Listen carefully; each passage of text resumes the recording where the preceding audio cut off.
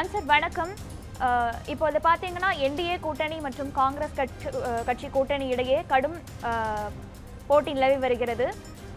பெரும்பான்மையான முன்னிலை அதிகமாக இல்லை. இது பற்றி விவரங்கள் என்ன பதிவு பண்ணுங்க. கோகுலப்பிரியா, தேர்தலுக்கு முந்தைய மற்றும் பிந்தைய கருத்து கணிப்புகள் பாஜகவிற்கு மிகவும் சாதகமாக இருந்தன. அந்த கருத்து கணிப்புகள் எல்லாம் பொய்யாக்கும் வகையில் தற்பொழுது பாஜக கூட்டணி காங்கிரஸ் கூட்டணி மிக நெருக்கமான இடைவெளியில், அதாவது மிகப்பெரிய வித்தியாசங்கள் எதுவும் இல்லாமல் அந்த இடங்களை தக்க வைத்துக் கொண்டிருக்கின்றன. கிட்டத்தட்ட 230-40 அந்த இடைவெளி தான் இருக்கிறது.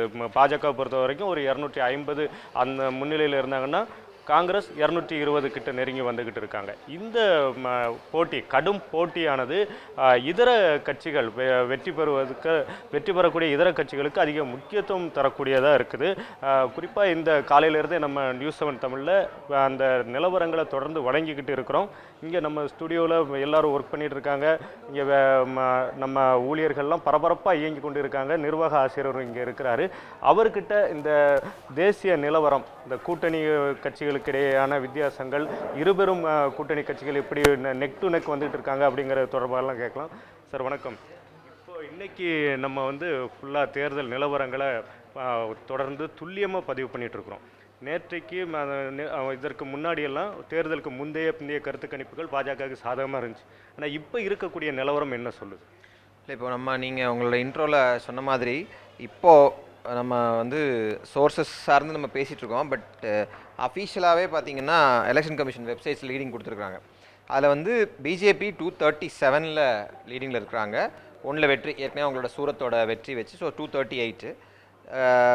காங்கிரஸ் 97 ப்ளஸ் நீங்கள் பிஜேபியினுடைய அலையன்ஸ் பார்ட்டிஸ் அப்படின்னு எடுத்து பார்த்தீங்கன்னா பெரிய பார்ட்டியாக தெலுங்கு தேசம் தான் இருக்குது. ஸோ தெலுங்கு தேசம் இப்போ 16 சீட்ஸில் லீடிங்கில் இருக்காங்க.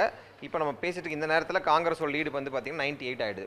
இப்போ அலையன்ஸ் அப்படின்னு நம்ம பார்த்தோம் அப்படின்னா, தேசிய ஜனநாயக கூட்டணியை பொறுத்த வரைக்கும் ஆட்சி அமைப்பதற்கான லீடு கூட்டணியாக அவர்களுக்கு இருக்கா அப்படின்னா இருக்குது. இப்போ இந்த சிச்சுவேஷனே ஈவினிங் வரைக்கும் போகுது அப்படின்னா. வேற காங்கிரஸுக்கு இருக்கா அப்படின்னா இல்லை. ஏன்னா 227 தான் அவங்க. 272 மார்க்குக்கு என்டிஏ அலையன்ஸ் ஏற்கனவே கிராஸ் பண்ணிட்டாங்க. India alliance yet to cross. இதுதான் இப்போ இருக்கிற சிச்சுவேஷன். ஆனால் இதில் ரொம்ப சுவாரஸ்யமான ஃபேக்டர் என்ன அப்படின்னா, அதர்ஸ் அப்படின்னு நம்ம ஒரு ஃபிகரை நம்ம உள்பட எல்லா மீடியாவுமே மெயின்டைன் பண்ணுறோம்.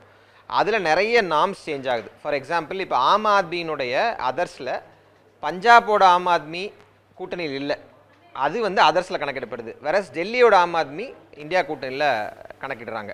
அப்போ இந்த அதர்ஸ் ஒரு கணிசமான அளவு, கிட்டத்தட்ட ஒரு 20-25 சீட் 30 சீட்டுக்குள்ளே ப்ளே பண்ணுறாங்க.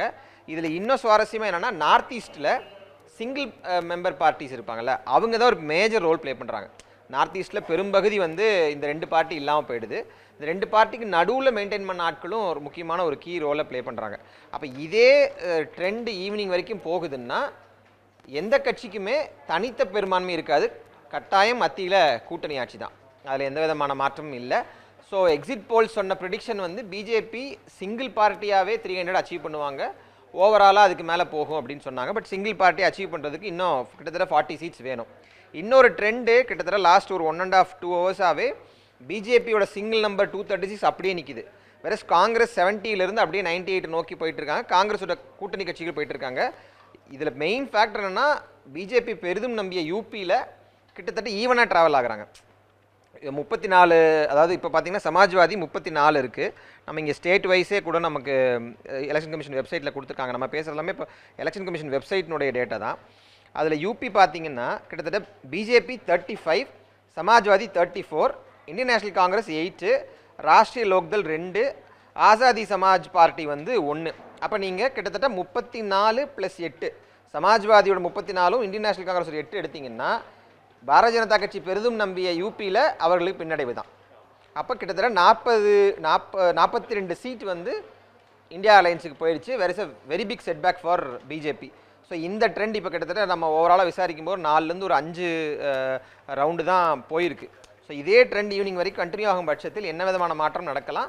ஆனால் நம்ம இதே ட்ரெண்ட் ஈவினிங் வரைக்கும் போகும்னு நம்ம ப்ரிடிக்ட் பண்ணுறது, இப்படியே போச்சுன்னு சொன்னால் யார் ஆட்சி அமைச்சாலும் அது கூட்டணி ஆட்சி தான். அப்படி எந்த கூட்டணி, என்டிஏவோ இந்தியா யார் கூட்டணி ஆட்சி அமைச்சாலும் இவங்களுக்கு இடையில இருக்கக்கூடிய டிஃபரன்ஸ் என்பது ஒரு 10லேருந்து 20 சீட்டுக்குள் நின்றோம். ஸோ அது ஒரு ஸ்டேபிள் கவர்மெண்ட்டாகவோ இல்லை வந்து ரொம்ப ஒரு இதான கவர்மெண்ட்டாகவோ ரன் பண்ணுறதுக்கு வந்து வாய்ப்பு இல்லை. ப்ளஸ் வெஸ்ட் பெங்கால், பீகார் அதுவுமே ரொம்ப முக்கியமாக எதிர்பார்க்கப்பட்டது. அதோடைய டேட்டாவுமே நம்ம எலெக்ஷன் கமிஷன் வெப்சைட்லேருந்து பார்க்கலாம். வெஸ்ட் பெங்காலை பொறுத்த வரைக்குமே வந்து ஒரு பெரிய நம்பிக்கை வந்து பாரதிய ஜனதா தரப்பில் முன்வைக்கப்பட்டுச்சு, பீகார்லேயும் முன்வைக்கப்பட்டுச்சு. வெஸ்ட் பெங்கால் டேட்டா கூட நம்ம எடுக்கலாம். இதில் வெஸ்ட் பெங்காலை பொறுத்த வரைக்கும் பார்த்தீங்கன்னா திரிணாமுல் காங்கிரஸ் 28, பிஜேபி 12 தான் வாங்கியிருக்காங்க, Indian national Congress 1, CPM 1. So கிட்டத்தட்ட அதை நீங்கள் டேலி பண்ணிங்கனாலே 28, 29, 30 சீட்டு வந்து வெஸ்ட் பெங்காலும் கைவிட்டு போகுது. அடுத்து பீகாருமே நம்ம பார்க்கலாம். பீகார்லேயும் வந்து ட்ரெண்ட் வந்து அவ்வளோ தூரம் பாசிட்டிவாக இல்லை. நான் ஏன் இதை சொல்கிறேன்னா, பிஜேபி அந்த சிங்கிள் லார்ஜஸ்ட் பார்ட்டியாக எமர்ஜ் ஆகிறதுக்கு எதிர்பார்த்த மாநிலங்களில் இதெல்லாம் ஒன்று. பிஜேபியில் கிட்டத்தட்ட பார்த்தீங்கன்னா ஜனதாதள் யுனைடெட் 14, பிஜேபி 11. ஸோ அவங்க 2 பேருடைய கூட்டணி வந்து ஓரளவுக்கு பலமாக இருக்குது. But Rashtriya Janata Dal 5, Lok Janshakti, CBI-ML, CBI, Indian national Congress எல்லாமே ஓரளவுக்கு கணிசமான ரோல் ப்ளே பண்ணுறாங்க. அதனால் நான் ஏற்கனவே சொன்ன மாதிரி இந்த ட்ரெண்ட் கண்டினியூ ஆச்சுன்னா கட்டாயம் கூட்டணி ஆட்சி தான் இந்தியாவில். அந்த கூட்டணி ஆட்சியுமே யார் அமைச்சாலுமே டிஃபரன்ஸ் என்பது 10-20 சீட்டில் நின்றோம். இப்போது கடந்த 2 தேர்தல்களை நம்ம பார்த்துருக்குறோம். கடந்த 2 தேர்தலையும் கருத்து கணிப்புக்கு ரொம்ப முக்கியத்துவம் வாய்ந்ததாக இருந்துச்சு. கருத்து கணிப்பு முடிவுகளும் கிட்டத்தட்ட உறுதி செய்யக்கூடியதாக இருந்துச்சு. கருத்து கணிப்பு ஒரு பக்கம், இன்னொரு பக்கம் பிஜேபி தனித்து 441 இடங்களில் போட்டிடுறாங்க. ஆனால் காங்கிரஸ் 285 தொகுதியெல்லாம் போட்டிடுறாங்க.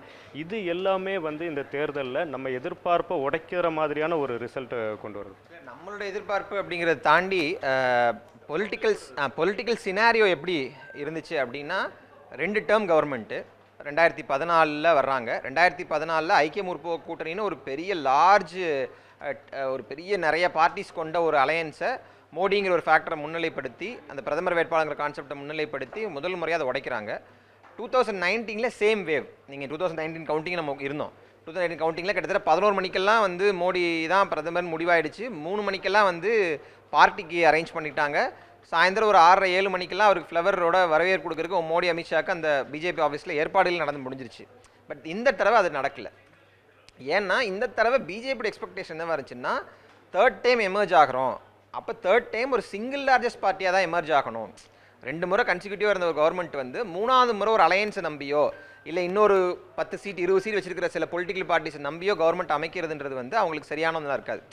ப்ளஸ் பிஜேபி வந்து ஒரு பர்டிகுலர் அஜெண்டாவோட பர்டிகுலர் விஷயங்களை அமல்படுத்தணும் அப்படிங்கிற செயல்பாடுகளோடு இருக்கக்கூடியவங்க. ஃபார் எக்ஸாம்பிள் ராமர் கோயிலாக இருக்கலாம், 370 இருக்கலாம், இல்லை அடுத்து அவங்க எய்ம் பண்ணக்கூடிய யூனிஃபார்ம் சிவில் கோடாக இருக்கலாம்.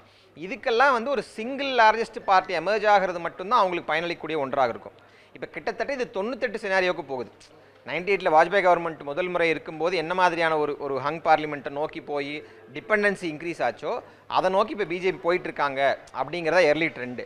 இப்போ இதில் வந்து காங்கிரஸுக்கு வெற்றியா அப்படிங்கிறத பார்க்குறத விட பிஜேபிக்கு வெற்றியா அப்படின்னு பார்க்க வேண்டிய அவசியம் இருக்குது. ஸோ பிஜேபி எதிர்பார்த்த மாதிரியோ இல்லை எக்ஸிட் போல் சொன்ன மாதிரியோ சிங்கிள் லார்ஜஸ்ட் பார்ட்டியாக பிஜேபி எமர்ஜ் ஆனாலும், இப்போயும் சிங்கிள் லார்ஜஸ்ட் பார்ட்டி பிஜேபி தான், அதில் நமக்கு மாற்று கருத்து இல்லை. ஆனால் சிங்கிள் லார்ஜஸ்ட் பார்ட்டியாக பிஜேபி எமர்ஜ் ஆனாலும் ஆட்சி அமைப்பதற்கான பலம் இன்னொரு 40 சீட் இருக்குது. ஸோ அடுத்த சில மணி நேரங்கள் பிஜேபிக்கு ரொம்ப குரூஷியலான ஒரு டைமிங். இன்னொரு 30-40 சீட் அவங்க எடுத்தே ஆகணும். ஆனால் இப்போ 543க்கும் டேட்டா வந்துருச்சு. அப்படி ட்ரெண்ட்ஸ் எதுவும் மாறுற மாதிரி தெரியல. ஓட் டிஃபரன்ஸ்லாம் எடுத்து பார்க்கும்போது ட்ரெண்ட்ஸ் மாறுற மாதிரி தெரியல. ஸோ நான் ஏற்கனவே சொன்ன மாதிரி கட்டாய கூட்டணி ஆட்சி தான். அதில் 2 பார்ட்டியில் யார் வேணாலும் அமைக்கலாம். யார் அமைச்சாலும் 2 கூட்டணிகளுக்கு மத்தியில் டிஃபரன்ஸ் என்பது 10-20 சீட் தான் இருக்கும். தேசிய அளவிலான கள நிலவரங்களை தற்போது தெளிவாக எடுத்துரைத்திருக்கு. நன்றி. இப்போது மாநிலத்தில் எப்படி இருக்குது? தமிழ்நாட்டை பொறுத்த வரைக்கும் தமிழ்நாட்டிலே ஒரு நிறைய வித்தியாசங்கள் இந்த முறை பார்க்க முடியுது.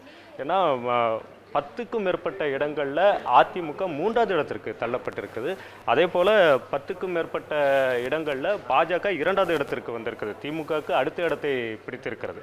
இந்த தமிழ்நாட்டு நிலவரங்கள் எப்படி இருக்குது அப்படிங்கிறத நம்ம தலைமை செய்தியாளர் சுடலைக்குமார் இருக்கார், அவர்கிட்ட கேட்கலாம். இப்போ தமிழ்நாட்டை பொறுத்த வரைக்கும் இப்போதைய ட்ரெண்ட் எப்படி இருக்குது? இப்போ இத்தனை சுட்டுகள் கிட்டத்தட்ட சில இடங்களில் 5 சுட்டு முடிஞ்சிருக்கு, சில இடங்களில் 4 சுட்டுகள் நிறைவடைந்திருக்குது. இந்த சுட்டு நிலவரங்கள்லாம் என்ன சொல்லுங்கள்? தமிழகத்தை பொறுத்தவரையில் நாம் முன்னதாகவே பார்த்தபடி தான் பார்த்திங்கன்னா தென் சென்னை, அதாவது சென்னை பகுதியை பொறுத்த வரையில் தென் சென்னை வந்து தமிழச்சி, அதே போன்று மத்திய சென்னை பகுதியில் தயாநிதி மாறன், சென்னை பகுதி ஃபுல்லாமே ஓரளவுக்கு வந்து திமுக ஒன்றிய கூட்டணி தான் முன்னிலை இருக்குது. இதுக்கு அடுத்த கட்டமாக பார்த்திங்க அப்படின்னா திருச்சி அந்த பகுதியெல்லாம் பார்த்திங்கன்னா அதுலேயும் திமுக தான் முன்னிலை இருக்கிறாங்க. குறிப்பாக விருதுநகர் வந்து எல்லோரும் எதிர்பார்த்துட்டு இருக்கக்கூடிய ஒரு தொகுதி. அங்கே பார்த்திங்கன்னா விஜயபிரபாகர் வந்து கிட்டத்தட்ட 7853 வாக்குகள் வித்தியாசத்தில் வந்து முன்னிலை இருக்கிறாங்க. அதுக்கு அடுத்த கட்டமாக வந்து கோயம்புத்தூர் பார்த்தோம்னா அதுவும் வந்து எல்லோரும் எதிர்பார்க்கக்கூடியது ஒன்று.